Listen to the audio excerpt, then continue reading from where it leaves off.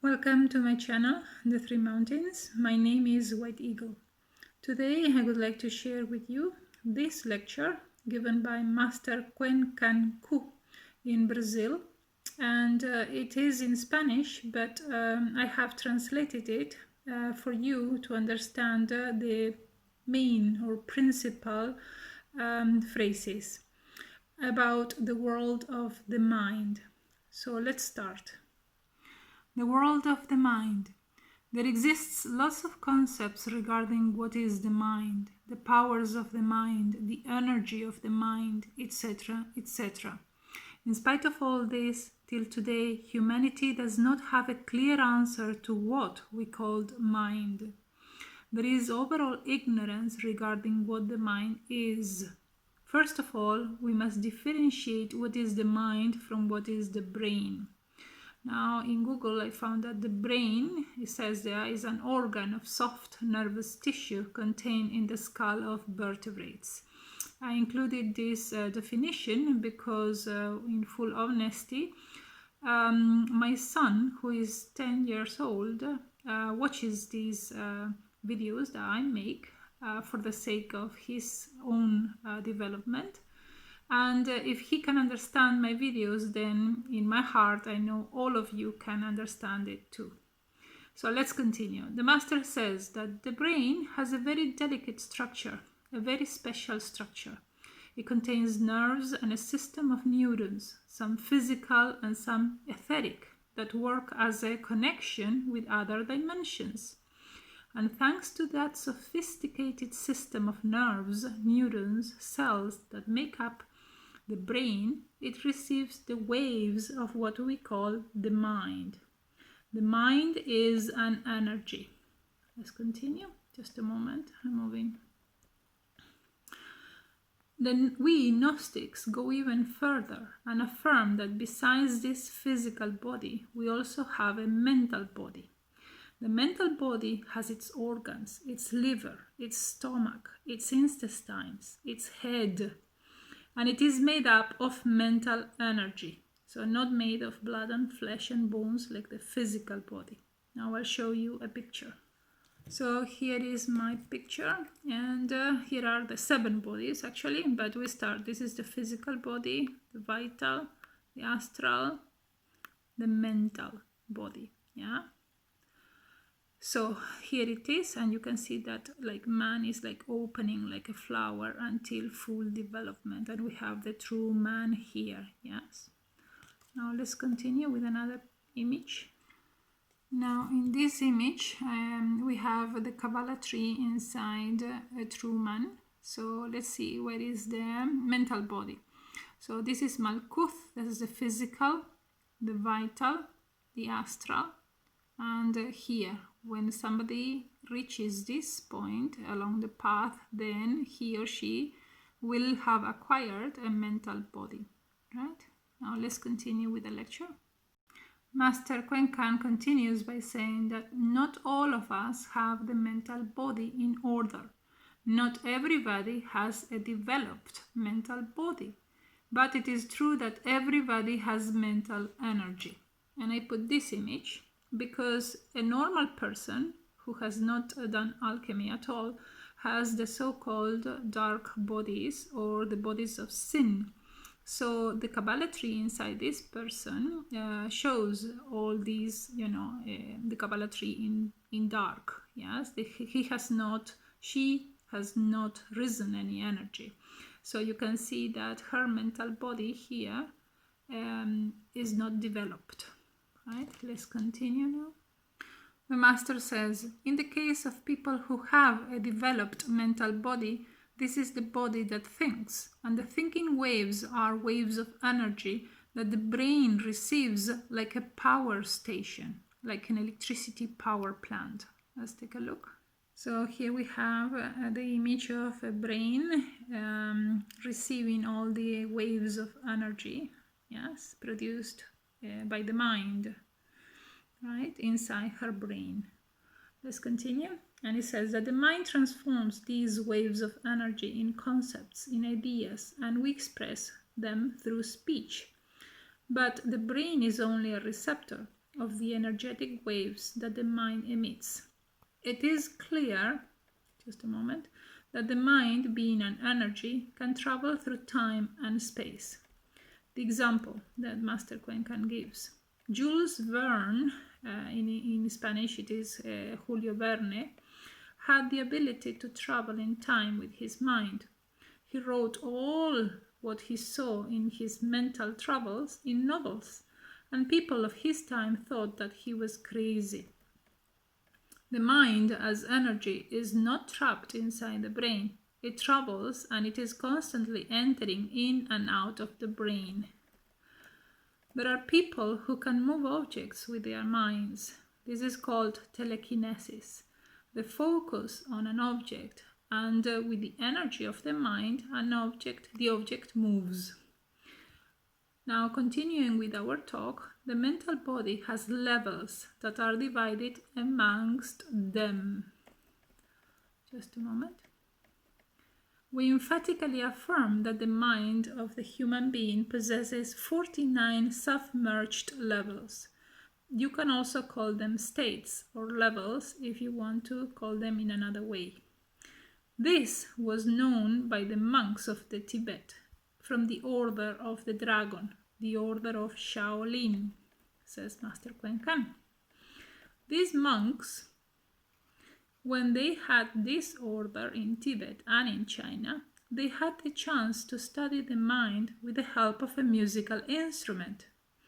This instrument was an inheritance from Atlantis, but sadly it got lost. It was called Ayakapaus, and it had 49 strings.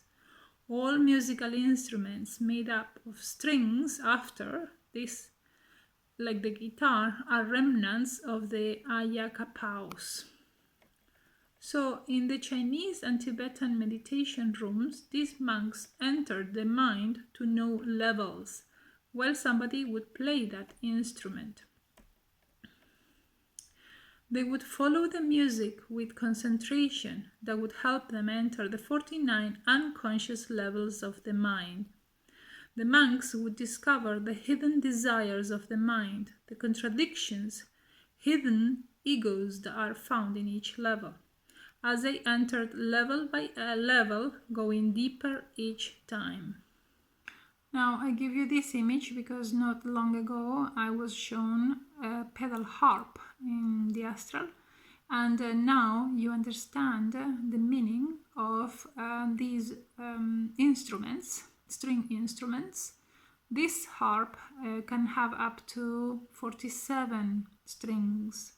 So next time you see a musical instrument in the astral, now you will understand the esoteric meaning that is being conveyed to you. Now let's continue with the lecture. He says that those monks who managed to enter and reach the 49 unconscious levels of the mind would then reach illumination. We Gnostics say that the mind is a labyrinth with 49 dark caves where the animal ego, multiplied and diversified, lives hidden inside the human being. There lies the cause of our bitterness, our sadness, craziness, contradictions, etc., etc. There is a need to study the mind if we want to know that which we call happiness, because it is from the mind where man is constantly tortured, torn apart, destroyed by the undesirable elements that Tibetans call psychic aggregates and that we call eyes, egos, that live reproducing themselves like worms in the hidden levels of the mind. Just a moment. Therefore, the principal objective of those secret Chinese and Tibetan sanctuaries was to know the mind and to know inside the bottled-up mind each one had. It so happens that the egos get together in groups in the different holes of our mind and catch the mental energy to control us from there. So they create ghettos, psychological ghettos, slum areas, like wild type of communities inside us, and from there they send us negative thoughts and negative feelings. And we are the victims of those mental waves produced by the egos. As a consequence, there are people who suffer hard times from their bottled up minds. All the world, all the people have their minds bottled up by the psychic aggregates. Our minds are part of our consciousness, but it is trapped, it is not free. So the conditioned mental energy and consciousness makes us feel bad here where we are. Example: there are people whose minds are bottled up 50% in the subject of money by the egos fearing poverty, or the egos of covetousness, or merchant egos. So you can know that a person's mind is bottled up because all conversations are about money or end up in the topic of money. And here I put this image because you can see the three monkeys. They only hear about money, they only see money, and they only speak about money.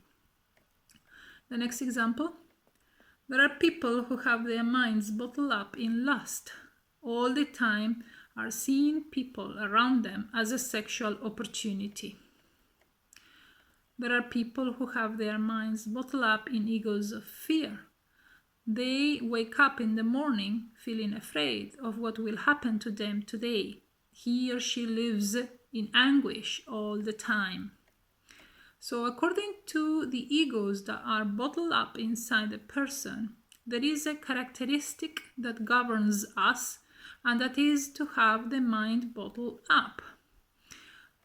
The person, just a moment, the person who is jealous has a particular way to look that is characteristic and is always interrogating. The jealous man or woman never have a relaxed face. And I put this image. Yeah, you can see the person's face. The mind bottled up in the egos of jealousy makes the person live a constant martyrdom and constant fear of losing the beloved one. Fear is not love, because love is disinterested. Love is not about putting pressure nor receiving pressure, so it is absurd to fear losing the beloved one, as that is not love. It is another form of egotism. We affirm there is the need to unbottle up the mind, to extract her from its prison, to free the mind from the mental bars that the psychic elements have created. We must start with self-observation of the way we think, what we think, and how far does our thinking goes. When someone starts to observe the way he or she thinks and the way he feels through the psychological self-observation, then we discover that our minds are bottled up in fears, in lies, in gluttony, in pride, in jealousy, in covetousness, in lust, etc., etc. And that our thoughts are directed towards there all day long. Up to here, this is the end of the video, and here is my email if you want to contact me regarding inquiries regarding the path, the three mountains. Now, for those of you who have just found my videos, I kindly ask you to click on the photo below the video, and you will be redirected to all my videos. So if you're interested in the Gnostic teachings, start please watching them from video number 1 and make your way upwards, and you will have a thorough comprehension of the whole path, hopefully. I'll see you next time. Thanks for watching.